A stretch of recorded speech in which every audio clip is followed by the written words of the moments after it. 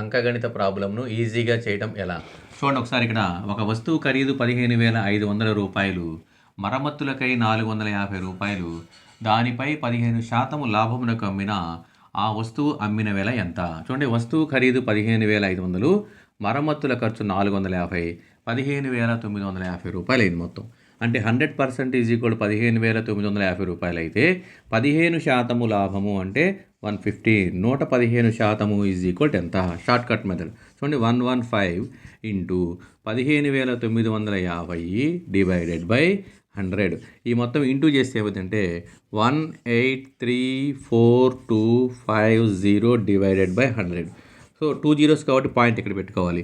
అంటే 18,342 రూపాయల 50 పైసలు. చూడండి ఎక్కడ ఉందో option A. So answer is option A. Easy short cut మెథడ్లో ఈజీగా చేయొచ్చు.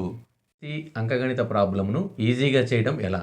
చూడండి ఒకసారి ఇక్కడ ఒక దుకాణందారుడు 80 వస్తువులను 2,400 రూపాయలకు కొని 16% లాభానికి అమ్మితే ఒక వస్తువు అమ్మిన వెల ఎంత అన్నాడు. చూడండి 80 వస్తువుల ఖరీదు 2,400 అయితే ఒక వస్తువు ఖరీదు అంటే 30 రూపాయలు.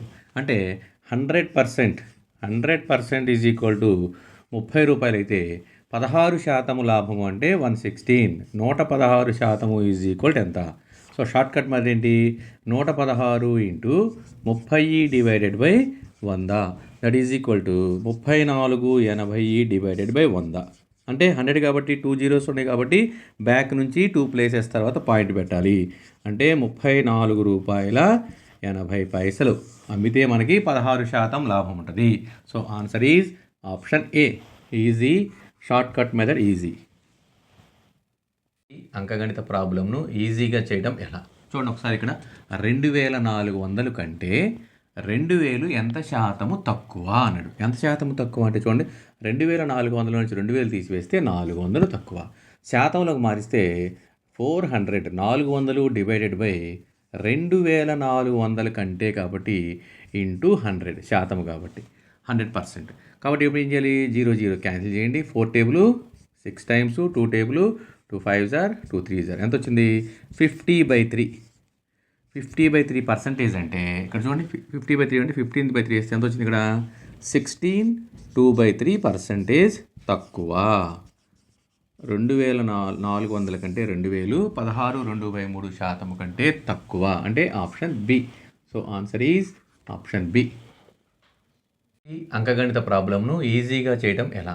చూడండి ఒకసారి ఇక్కడ 2,000 రూపాయల కంటే 2,400 రూపాయలు ఎంత శాతము ఎక్కువ అన్నాడు.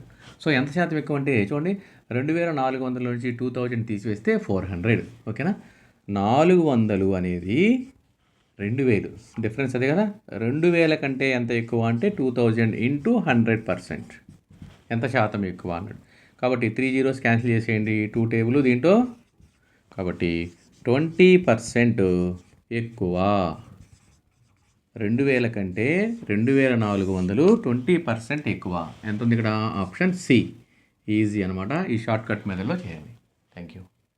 సి అంకగణిత ప్రాబ్లంను ఈజీగా చేయడం ఎలా?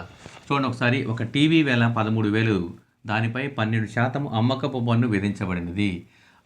దానిని కొనాలనుకుంటే రాజు ఎంత చెల్లించవలెను? చూడండి 100% ఈజ్ ఈక్వల్ టు 13,000 టీవీ అయితే దానిపైన 12% అమ్మకపు పన్ను పడింది. 12% అంటే 112% ఈజ్ ఈక్వల్ టు ఎంత? సో షార్ట్ కట్ మెథడ్ చూడండి 112 ఇంటూ 13,000 డివైడెడ్ బై 100.